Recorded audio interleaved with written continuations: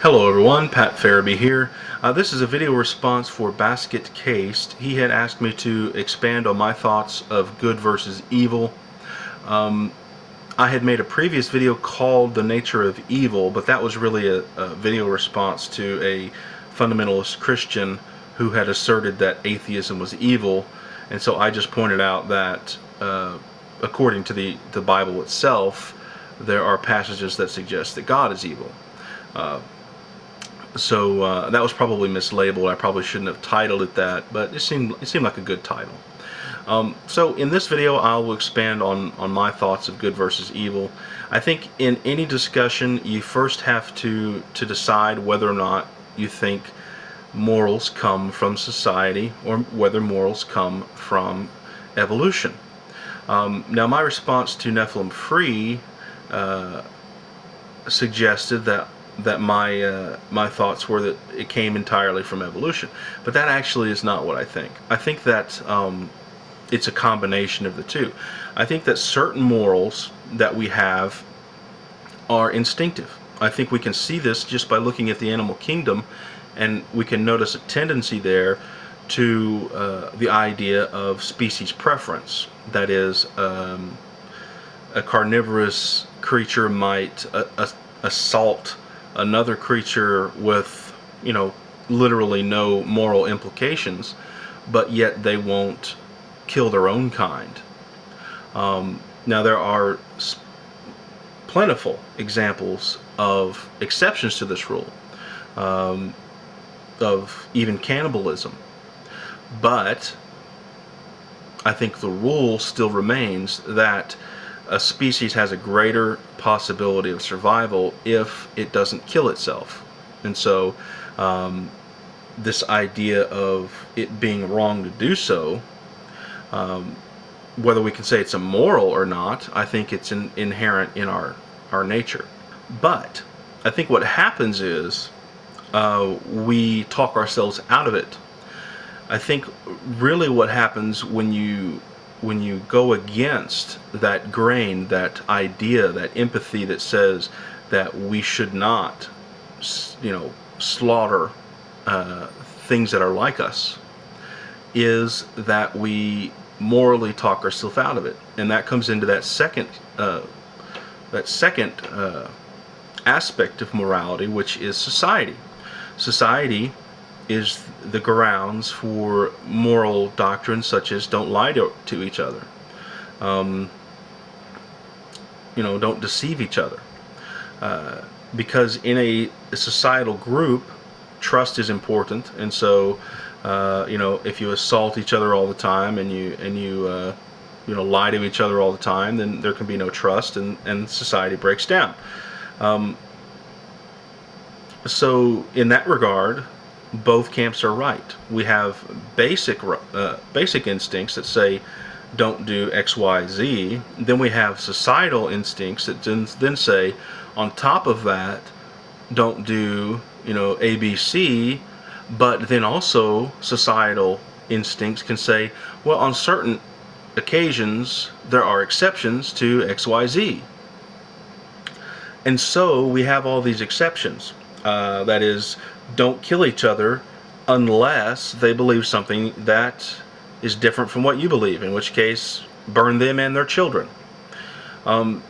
We have exceptions like nihilism, for instance, where we've reached a particular level of understanding of the world around us to realize that there's no underlying morality, that there really is no basic morality, and therefore any action is acceptable, so it doesn't matter if we kill each other.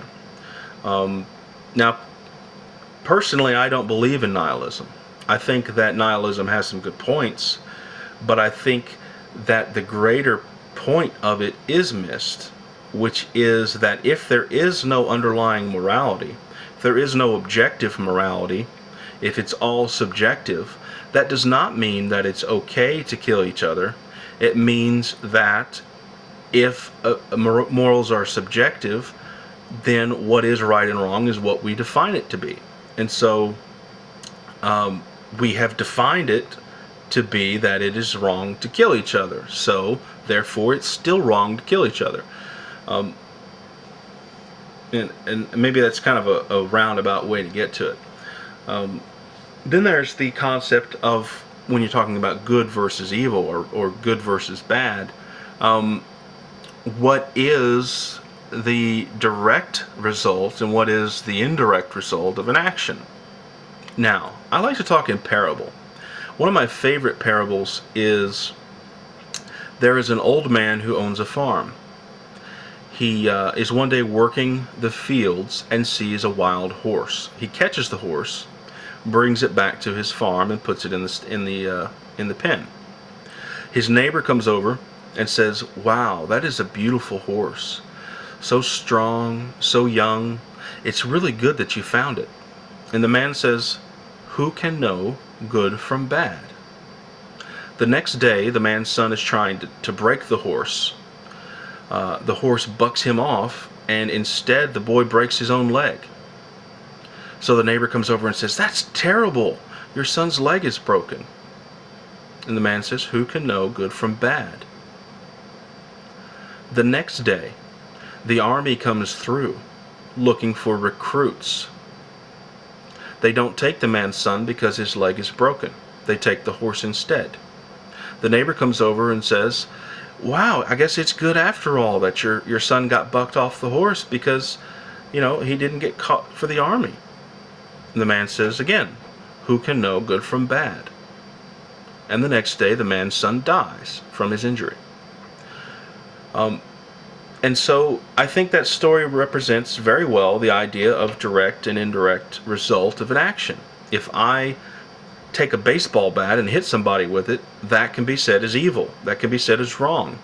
But if I instead build that person a house, then that could be said as good. But if the next day the house falls down and kills them, then the end result is worse than if I had just hit them with the baseball bat. So I think that our interpretation of the action is really what defines it, as whether it's good or whether it's bad.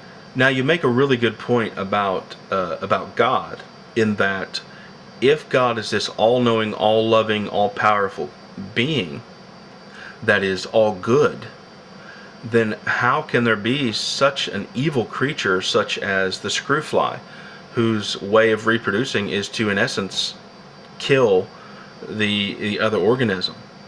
I think that Christians in particular would defend that by saying that what animals do to each other is irrelevant, that there is no morality in the animal kingdom, and that God does not hold them to this greater morality.